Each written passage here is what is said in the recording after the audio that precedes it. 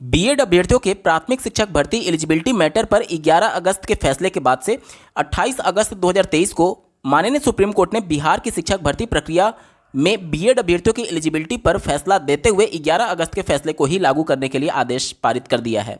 इसके बाद से सोशल मीडिया साइट्स पर यह खबरें चल रही हैं कि जो मेल अनरिजर्व का कट ऑफ होगा वो 50 से 55 के बीच में होगा और महिला का कट ऑफ इससे नीचे ही जाएगा। लेकिन क्या ये सभी चीज़ें प्रैक्टिकली पॉसिबल हैं? चूंकि आपको ज्ञात होगा कि 50% सीटें महिलाओं के लिए रिजर्व हैं। 2020 में माननीय सुप्रीम कोर्ट के द्वारा एक जजमेंट दिया जाता है। इस जजमेंट को बिहार शिक्षक भर्ती में लागू करना ही होगा क्योंकि सुप्रीम कोर्ट से ऊपर कोई भी नहीं है। बिहार राज्य सरकार इस जजमेंट को संज्ञान में लेते हुए जो मेरिट बनाएगी, उस मेरिट में जो महिलाओं की सीट 50% आरक्षित है वो 50% से ज़्यादा होने जा रही है। अंत तक जरूर जुड़े रहिएगा। क्या है पूरा मामला, डिटेल में बात करेंगे। नमस्कार दोस्तों, मेरा नाम है नीरज। आप देख रहे हैं कैरियर बिट यूट्यूब चैनल। अगर आप इस चैनल पर पहली बार विजिट कर रहे हैं तो इसको सब्सक्राइब करते हुए बेल आइकन को प्रेस करना ना भूलें। इस मुद्दे पर मैं 2 से 3 वीडियो बना चुका हूं, जिसको लेकर के अभी भी अभ्यर्थियों के मन में कन्फ्यूजन है कि महिलाओं का जो आरक्षण है 50% क्षैतिज आरक्षण दिया गया है, तो क्या वो केवल 50% सीटों पर ही फाइट करेंगे? क्या नहीं, ऐसा नहीं है। कुछ राज्यों में इस प्रकार के नियम को लागू किया जाता है और कुछ राज्यों में क्षैतिज आरक्षण होने के बावजूद भी उनको मेल की सीट पर ऑक्युपाई कराया जाता है। ये मामले इतना ज़्यादा विवादित हो गए कि 2020 में ये मामला माननीय सुप्रीम कोर्ट में चला जाता है और माननीय सुप्रीम कोर्ट ने अपने 77 पेज के 77वें पेज पॉइंट नंबर 15 में ये बातें मेंशन की हैं। आप स्क्रीन पर ध्यान से पढ़िएगा।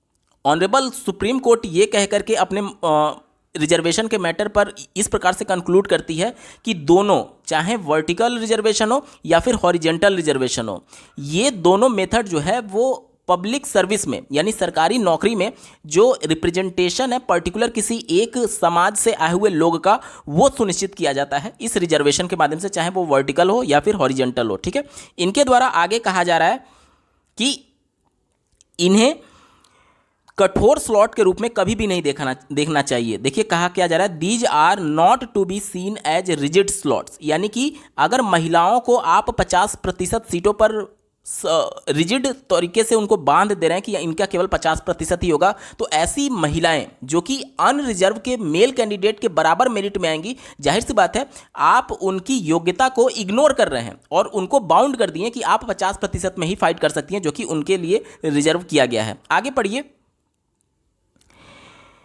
जहां एक उम्मीदवार की योग्यता जो अन्यथा खुली उस समान श्रेणी में दिखाए जाने का अधिकार देती है को रोक दिया जाता है। यानी कहा यह जा रहा है कि वह व्यक्ति जो कि 50% सीट रिजर्व होने की वजह से केवल उस 50% में ही फाइट कर रहा है, इस वजह से चूंकि उसकी योग्यता अनरिजर्व में फाइट करने के बराबर थी, तो उसकी योग्यता को यहां पर रोक दिया गया। अगर उसको 50% के लिए ही बाउंड कर दिया जाता है, उसी स्लॉट में केवल रखा जाता है। ठीक है, आगे देखिए।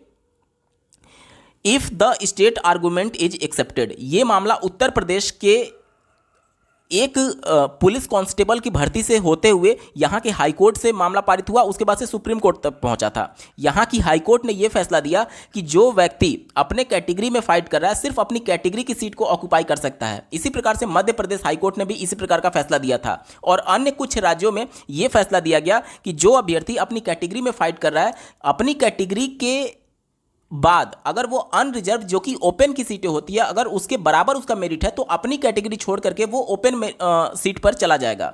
जबकि उत्तर प्रदेश में और मध्य प्रदेश में इस प्रकार का मामला था कि हाईकोर्ट ने ये कहा था कि जो जिस कैटेगरी में अप्लाई कर रहा है उसी कैटेगरी में फाइट कर सकता है। अब जैसे लिंग के आधार पर महिलाओं को आरक्षण दिया है, तो महिलाओं के 50% सीटें ही रहना चाहिए था उत्तर प्रदेश के इस जजमेंट के अनुसार, जबकि अन्य राज्यों के हाईकोर्ट ने अलग फैसला दिया था। तो चूंकि यहां पर हाईकोर्ट में फैसले में कॉन्ट्राडिक्शन था, इसलिए यह मामला उठ करके सुप्रीम कोर्ट में चला जाता है। ये यूपी पुलिस से संबंधित मामला था, जिसमें सुप्रीम कोर्ट ने यह कहा है कि वर्टिकल रिजर्वेशन हो या फिर हॉरिजेंटल रिजर्वेशन हो, दोनों कंडीशन में ऐसे व्यक्ति जिसका cut off unreserved open seat के लिए बराबर है, तो उसको उसके स्लॉट में आप रिजिड नहीं कर सकते, बल्कि उसकी योग्यता को ध्यान में रखते हुए उसको ओपन सीट में ही फाइट कराना होगा। आगे देखिए क्या कहा जा रहा है, doing so would result in communal reservation, यानी कि ऐसा करने पर सांप्रदायिक आरक्षण का परिणाम होगा, जहां प्रत्येक सामाजिक श्रेणी को उनके आरक्षण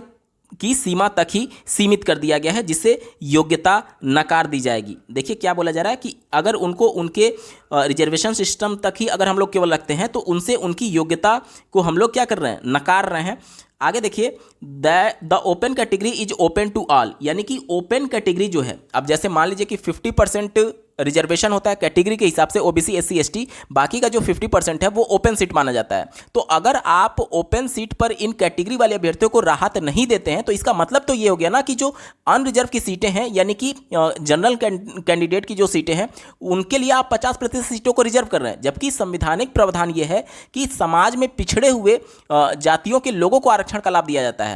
अगर आप इन पिछड़े हुए लोगों को ओवरलैपिंग नहीं करा रहे हैं तो इसका मतलब यह हुआ कि आप 50% सीटों को केवल और केवल अनरिजर्व कैटेगरी के यानी कि जनरल कैंडिडेट के अभ्यर्थियों के लिए रिजर्व कर रहे हैं, जो कि इनके द्वारा गलत बताया गया है। कहा गया है कि ओपन सीट सभी के लिए खुली है, चाहे वो कैटेगरी से जुड़ा हो या फिर अनरिजर्व कैटेगरी से जुड़ा हो। और इस कैटेगरी में जाने का कंडीशन सिर्फ और सिर्फ एक चीज़ है और वो है मेरिट। देखिए इनके द्वारा क्या कहा गया है, मेरिट। ठीक है, यानी कि अगर कोई बंदा मेरिट में आता है, चाहे वो किसी भी कैटेगरी से बिलोंग क्यों ना करता हो, चाहे वो वर्टिकल रिजर्वेशन यानी ओबीसी एससी एसटी से संबंधित मामला हो या फिर हॉरिजेंटल रिजर्वेशन जैसे फ्रीडम फाइटर हो गया, एक्स सर्विसमैन हो गया और आपका पीएच हो गया और आपका महिला हो गया, ये सभी जो रिजर्वेशन होते हैं, महिलाओं के लिए भी मैं बात कर रहा हूँ, 50% जो बिहार में रिजर्वेशन दिया गया है, ये सभी मामले जो ओपन सीट है उस पर भी फाइट करेंगे। अब ओपन सीट कहने का मतलब कि केवल महिला की ओपन सीट नहीं, बल्कि पुरुषों के ओपन सीट पर भी ये जा सकती हैं।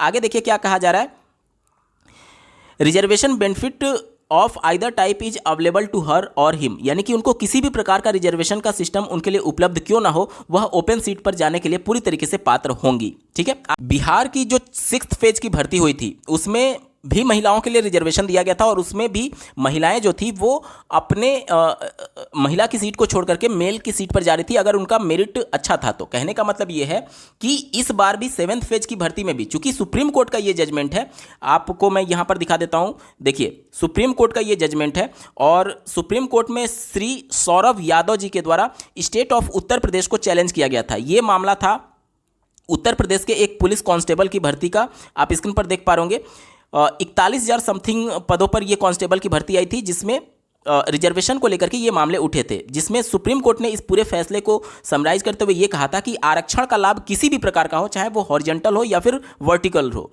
दोनों कंडीशन में अभ्यर्थी अगर मेरिट में अनरिजर्व की सीट को ऑक्युपाई करने के बराबर मेरिट लाता है तो वो अनरिजर्व की ही सीट ओपन सीट पर ही जाएगा। ठीक है, क्योंकि वो सीटें सबके लिए ओपन है। अब इसका सीधा सा मतलब ये हुआ कि महिला सीट है, चूंकि उसको हॉरिजॉन्टल रिजर्वेशन दिया गया, तो चूंकि माननीय सुप्रीम कोर्ट का ये जजमेंट है तो इस आधार पर महिला होते हुए भी वो मेल के कैंडिडेट की सीट को ले सकती है। इसका मतलब यह हुआ कि मान लीजिए 50% सीट रिजर्व है महिला के लिए, ठीक है, और इसमें से मान लीजिए 20% महिलाएं का मेरिट ओपन कैटेगरी के मेल कैंडिडेट के बराबर होता है, तो ये 20% महिलाएं यहां से हट करके जो 50% मेल के लिए सीटें बची हैं उसमें आ जाएंगी। और चूंकि 50% में से अब मेल की सीटें कम हो जाएंगी क्योंकि 20% ये महिला आ चुकी है और यहां पर ऑक्यूपेंसी और बढ़ जाएगी, क्योंकि ये 50% तो मिनिमम है, ये तो रहेगा ही रहेगा, बाकी 20% जो महिलाएं पुरुष के सीटों को ले रही है ये बढ़ेगी। इस वजह से मैं आपको बता रहा हूं कि महिलाएं ज़्यादा सिलेक्शन लेंगी और पुरुषों की सिलेक्शन कम होंगे। अब इन सब के बाद से आपके मन में एक भ्रम की स्थिति जरूर उत्पन्न होगी कि जो सोशल मीडिया साइट्स पर मेरिट बताया जा रहा है, क्या वो सभी चीज़ें प्रैक्टिकली पॉसिबल हैं? एक मैथमेटिकल कैलकुलेशन के माध्यम से आपको समझना बेहद जरूरी है कि कितने हद तक ये फैसला कोर्ट का प्रभावित करने वाला है। ये कोर्ट का फैसला आज का नहीं है, ये 2020 का है और इसी के आधार पर बिहार की पिछली भर्ती को कंप्लीट कराया गया और अन्य राज्यों में भी अब इसी के आधार पर भर्तियां कंप्लीट होती हैं। तो 50% जो रिजर्वेशन दिया गया है वो एटलीस्ट 50% है, यानी मिनिमम इतना होगा ही होगा महिलाओं का चयन। इसके अलावा जो मेरिटोरियस फीमेल कैंडिडेट होंगी उनका भी चयन होगा और निश्चित तौर पर ये मेल के सीट को लेंगी और इसकी वजह से मेल का सीट जो कट ऑफ होगा वो बहुत ज़्यादा हाई जाने वाला है। आप जो कुछ भी हवाई देख रहे हैं सोशल मीडिया साइट्स पर कि बीएड के हटने के बाद से मेरिट 50 पर आ जाएगा, वो इतना तक गिरने की संभावना कम रहेगी क्योंकि 50% महिलाओं के लिए रिजर्व है और मेरिटोरियस जो फीमेल कैंडिडेट होंगी वो अनरिजर्व मेल कैंडिडेट के सीट को ही ऑक्यूपाई करेंगी। उस कंडीशन में मेल का जो अनरिजर्व का सीट है वो कट ऑफ होगा, वो बहुत ज़्यादा हाई चला जाएगा। अगर आप डिटेल में समझना चाहते हैं तो इस वीडियो में कमेंट करिएगा, मैं पूरी कोशिश करूंगा कि मैथमेटिकली आपको पूरे कॉन्सेप्ट को समझा पाऊं कि किस प्रकार से इसका इंपैक्ट पड़ने जा रहा है इस शिक्षक भर्ती प्रक्रिया में। पूरे मैथमेटिकल कैलकुलेशन से मैं कोशिश करूंगा कि आपके सभी डाउट्स क्लियर हो जाएं और कितना कट ऑफ जा सकता है इसके बारे में भी, चूंकि ओवरलैपिंग होगी उस कंडीशन में क्या कुछ करना होगा इसके बारे में भी डिटेल में चर्चा करेंगे। नमस्कार दोस्तों, मेरा नाम था नीरज और आप देख रहे थे करियर बिट यूट्यूब चैनल।